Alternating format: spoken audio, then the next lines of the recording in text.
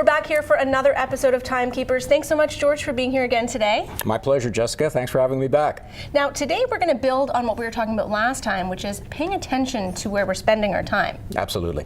And you used the word paying attention to how we're spending our time. That's a terrific point. So up until now, what we've been doing is we've been tracking our time. We've been looking at it in order to be able to gather enough information so that we really understand where we're either spending our time or investing it or wasting it or whatever we're doing with the darn thing. And that's important for us because now we have enough information to be able to say, well, I think I know how I want to plan my time going forward. So now that we have a starting point, what are the next steps? Oh, that's a great point. And so using this as a reference point, the next step is to build your 1-year time plan. A year? A year. Is that not a little bit of a long plan to start with?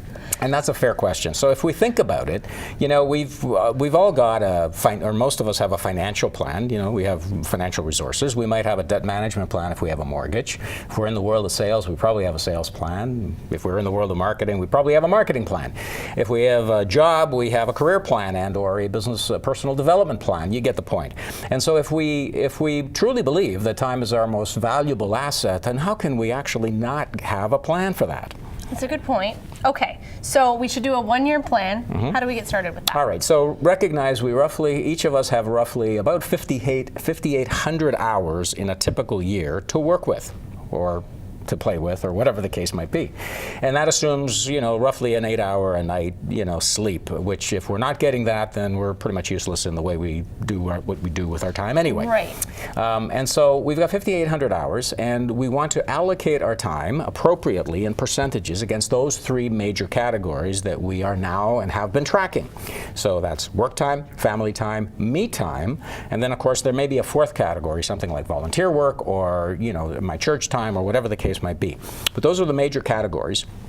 Building our 1-year plan allocates time against those 4 categories, and now we can continue to track our time on a monthly basis and compare how we're doing against that annual plan.